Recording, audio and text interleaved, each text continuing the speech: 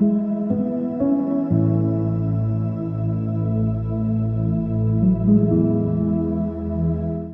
ಕ್ರಿಸ್ತನಲ್ಲಿ ಪ್ರೀತಿಯುಳ್ಳ ದೈವಜನರೇ, ನಿಮ್ಮೆಲ್ಲರನ್ನ ಈ ಪರಿಶುದ್ಧ ಬೆಳಗಿನ ಜಾವದಲ್ಲಿ ತುಂಬು ಹೃದಯದಿಂದ ವಂದಿಸುವನಾಗಿದೆ.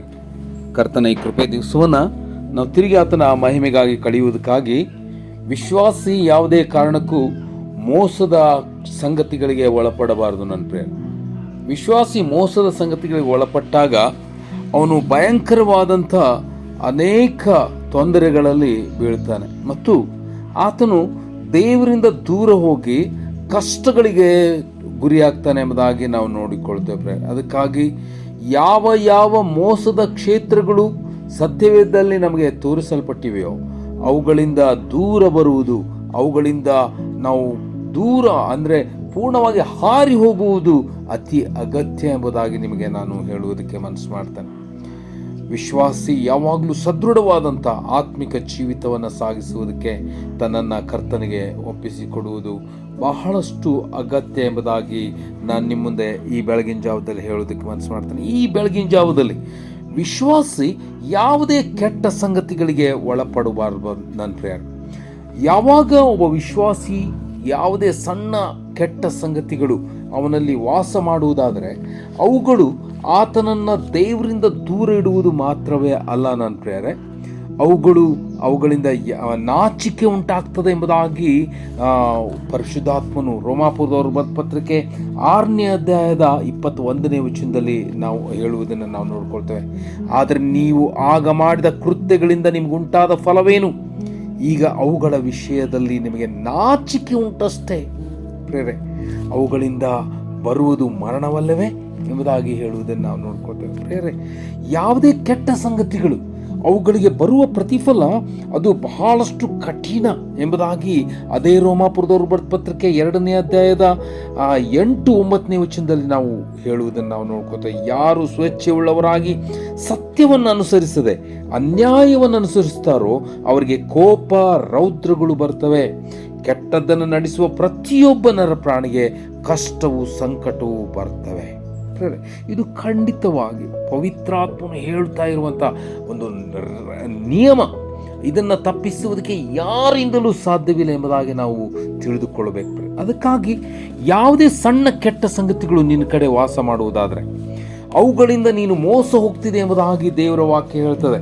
ನೀವು ಒಂದು ವೇಳೆ 1 ಕೊರಿಂಥ 6ನೇ ಅಧ್ಯಾಯದ 9ನೇ ವಚನವನ್ನು ನೋಡುವಾಗ ಅನ್ಯಾಯಗಾರರು ದೇವರ ರಾಜ್ಯಕ್ಕೆ ಬಾಧ್ಯರಾಗುವುದಿಲ್ಲ ಎಂಬುದು ನಿಮಗೆ ತಿಳಿಯದೋ? ಮೋಸ ಹೋಗಬೇಡ್ರಿ. ಜಾರರು, ವಿಗ್ರಹಾರಾಧಕರು, ವ್ಯಭಿಚಾರಿಗಳು, ವಿಟರು, ಪುರುಷಗಾಮಿಗಳು, ಕಳ್ಳರು, ಲೋಭಿಗಳು, ಕುಡುಕರು, ಬೈಯುವವರು, ಸುಲುಕೊಳ್ಳುವವರು ಇವರಲ್ಲಿ ಒಬ್ಬರಿಗಾದರೂ ದೇವರ ರಾಜ್ಯಕ್ಕೆ ಬಾಧ್ಯಸ್ಥಿಕೆ ಇಲ್ಲ. ಎಂಥ ಖಂಡಿತವಾಗಿ ನಮಗೆ ದೇವರ ವಾಕ್ಯ ಇಲ್ಲಿ ಹೇಳುವುದನ್ನು ನಾವು ನೋಡ್ಕೊಳ್ತೇವೆ. ಎಂಥ ಭಯಂಕರ! ಈ ಕೊರಿಂಥ ಸಭೆಯನ್ನು ನಾವು ಬಹಳಷ್ಟು ಸೂಕ್ಷ್ಮವಾಗಿ ಅಭ್ಯಾಸ ಮಾಡಬೇಕು. ಯಾಕಂದರೆ ಇವರು ಆ ದೇವರ ವಾಕ್ಯಕ್ಕೆ ವಿರುದ್ಧವಾಗಿ ಈ ವ್ಯಭಿಚಾರವನ್ನು, ಕೆಟ್ಟ ಸಂಗತಿಗಳನ್ನು ಹಗುರವಾಗಿ ಮಾಡುವಂತಹ ಜನರಾಗಿದ್ದರು. ಅವರು ಬಹಳಷ್ಟು ಅದಕ್ಕಾಗಿ ಬಹಳಷ್ಟು ಕಡೆಗಳಲ್ಲಿ ಈ ಕೊರಿಂಥ ಸಭೆಗೆ ಬರೆದಿರುವಂಥ ಮುಖ್ಯವಾದ ಸಂಗತಿ ಏನಂದರೆ ಅವರು ದೇವರಾತ್ಮನನ್ನು ತಿರಸ್ಕಾರ ಮಾಡುವಂಥ ಜನರು, ಯೇಸುವಿನ ಸಂಗತಿಗಳಿಗೆ ಒಳಗಾಗದೆ ಜೀವಿಸುವಂಥ ಜನರು ಎಂಬುದಾಗಿ ಅವರಿಗೆ ಕೋಟ್ ಮಾಡುವುದನ್ನು, ಅವ್ರ ಕಡೆ ಬಹಳಷ್ಟು ಭಯಂಕರವಾದ ಸಣ್ಣ ಸಣ್ಣ ಸಣ್ಣ ಸಣ್ಣ ಕೆಟ್ಟ ಸಂಗತಿಗಳು ತುಂಬಿ ಹಾಕಲ್ಪಟ್ಟಿದ್ದು ಎಂಬುದಾಗಿ ನಾವು ನೋಡ್ಕೊಳ್ತೇವೆ. ಒಂದು ವೇಳೆ ನೀವು 5ನೇ ಅಧ್ಯಾಯದ 1ನೇ ವಚನವನ್ನು ಓದುವಾಗ ನಿಮ್ಮಲ್ಲಿ ಜಾರತ್ವ ಉಂಟೆಂದು ಜನರು ಸಾಧಾರಣವಾಗಿ ಹೇಳುತ್ತಾರೆ. ಎಷ್ಟು ನೋಡ್ರಿ, ಅಂದರೆ ಅನೇಕ ಜನರು ಎಲ್ಲ ಕೆಟ್ಟ ಸಂಗತಿಗಳನ್ನು ಹಗುರವಾಗಿ ಮಾಡಿಬಿಡ್ತಾರೆ ಎಂಬುದಾಗಿ ನಾವು ನೋಡ್ಕೋತೇವೆ. ಸೊ ನಮ್ಮಲ್ಲಿ ಯಾವುದಾದ್ರೂ ಕೆಟ್ಟ ಸಂಗತಿಗಳು ಇದ್ದರೆ ನಾವು ಬಹಳ ಎಚ್ಚರಿಕೆಯನ್ನು ವಹಿಸಬೇಕು. ಅದು ನಮ್ಮನ್ನು ನರಕಕ್ಕೆ ಕರೆದೊಯ್ತದೆ. ನೀವು ಅದನ್ನು ಗಲಾತ್ಯದವ್ರಿಗೂ ಸಹ ಸೇಮ್ ವರ್ಡ್ನ ಯೂಸ್ ಮಾಡಿದರು ಪವಿತ್ರಾತ್ಮನು. ಗಲಾತ್ಯ 5ನೇ ಅಧ್ಯಾಯದ 19ನೇ ವಚನ ನೋಡುವಾಗ ಶರೀರ ಭಾವದ ಕರ್ಮಗಳು ಪ್ರಸಿದ್ಧಿಯಾಗಿವೆ. ಯಾವೆಂದರೆ ಜಾರತ್ವ, ಬಂಡುತನ, ನಾಚಿಗೇಡಿತನ, ವಿಗ್ರಹಾರಾಧನೆ, ಮಾಟ, ಹಗತನ, ಜಗಳ, ಹೊಟ್ಟೆ ಕಿಚ್ಚು, ಸಿಟ್ಟು, ಕಕ್ಷಭೇದ, ಭಿನ್ನಮತ, ಮತ್ಸರ, ಕುಡಿಕತನ, ದುಂದೌತನ, ಇವುಗಳ ವಿಷಯದಲ್ಲಿ ಇಂಥ ಕಾರ್ಯಗಳನ್ನು ನಡೆಸುವವರು ದೇವರ ರಾಜ್ಯಕ್ಕೆ ಬಾಧ್ಯರಾಗುವುದಿಲ್ಲ ಎಂದು ನಿಮಗೆ ಹೇಳ್ತೇನೆ. ನೇರವಾಗಿ ಪವಿತ್ರಾತ್ಮನು ಹೇಳ್ತಾರೆ. ಸೊ ಆತ್ಮಿಕ ವ್ಯಕ್ತಿ ಬಹಳಷ್ಟು ಎಚ್ಚರಿಕೆಯನ್ನು ವಹಿಸಬೇಕು. ಯಾವುದಾದ್ರೂ ಕೆಟ್ಟ ಸಂಗತಿಗಳು ನಿನ್ನ ಕಡೆ ಇದ್ದರೆ ನೀನು ಆತ್ಮಿಕ ಬೆಳವಣಿಗೆಯನ್ನು ಹೊಂದುವುದಿಲ್ಲ ಮತ್ತು ದೇವ್ರ ರಾಜ್ಯಕ್ಕೆ ದೂರವಾಗಿರ್ತದೆ. ಪರಲೋಕ ರಾಜ್ಯ ನಿನಗೆ ಸಂಬಂಧಪಡುವುದಿಲ್ಲ.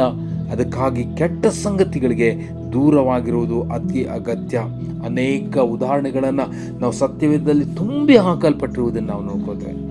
ಲೋಟ ಎಕ್ಸಾಂಪಲ್, ಲೋಟನನ್ನು ತೆಗೆದುಕೊಂಡ್ರೆ ಅವನು ಸಂಪೂರ್ಣವಾಗಿ ನಾಶನಕ್ಕೆ ಒಳಗಾದನು. ಅಮೋನಿಯರು, ಮೊವಾಬ್ಯರು ಆತನಿಂದ ಅನೇಕ ಅಸಹ್ಯವಾದ ಜನರು ಹುಟ್ಟಿಕೊಂಡರು ಎಂಬುದಾಗಿ ನಾವು ನೋಡ್ಕೋತೇವೆ.